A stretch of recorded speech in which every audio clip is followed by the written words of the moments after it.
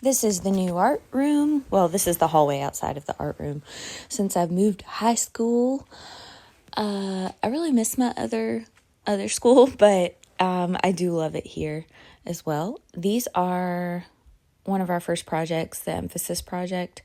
This is some artwork I hung just for the beginning of the semester. Those two perspective ones at the top I found here at this school in the closet, and then the others are actually from middle school. Students left them behind and never picked them up, so 8th grade, so I wouldn't see them again. These are neurographic artworks. We talk about a lot of different things. You can see the full lesson on YouTube at Mrs. C's Art Mania. But it was really fun. It's fun to see the kids' little personalities at the beginning. It's really is a way of getting to know them, just having them make something. This one has like the 4 circles in the corners, very organized, like a little future engineer. And then we have ones that look more organic, even some that put the shapes like going off the edge of the page or used a variety of shapes. And these are transparency self-portraits. These are a really great beginning painting lesson because the students paint the back and don't lose those Sharpie lines, and you trace the image from a photograph. So they come out pretty successful and give the kids some experience with acrylic paint. This was our very, very first lesson, the first week of school, when we have like students kind of coming in and out, changing schedules. It's a good one because it's collaborative. And we talk about surrealism. One student does the top, and then we mix them up the next day, and we do the middle. And they work for about 30 minutes, and then it gives me the other part of the class to go over things and breaks it up a little bit. And this is the room. So it's an old science room again, or a former science room. Nothing in this building is old. There's my rules, my little magnet, some things I wrote on the board. So I talk about how things in art are circular. So although we have steps and we have different criteria that we're looking at and focusing on, it's a circle. So you can revisit, you can go back, you can go in different directions, you can go across. And we talk about art criticism with respect to that. And those are my clocks. I have multiple clocks.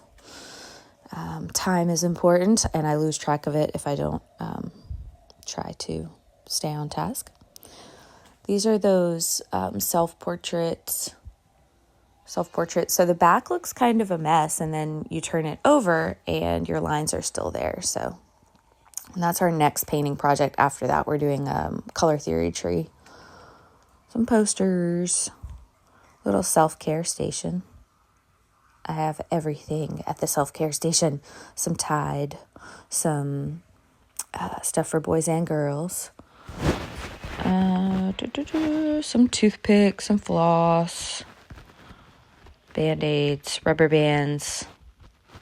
I even have contact solution, a lint roller, a little charging station, just have 3 chargers. And I am upstairs, and you just saw the sink area too. That's why science rooms are really good for art rooms, because there's a sink area. Marker rehab. We put the markers in upside down here and let the ink kind of fall to the bottom so you can reuse the markers. A little cleaning station. Mona Lisa. My other desk area. So I like to have a desk area at the back so that I can talk and see the same thing as if I'm a student too. See from their perspective a little bit. And I always have examples on the back wall. That's our architecture lesson we're going to do after the charcoal self-portrait. That was an emphasis example I didn't finish. Those paintings are for sale. If you would like to buy one, please let me know. Little painting table, materials table in the back. Sign-in sheets. Nice closet for storage. That's where students turn their work in every day. Nice counter space. And then I label everything just like it's an elementary school classroom. And the kids love it because you can find things easier. I am not responsible for those amazing sculptures, but I do have a 3D design class next semester.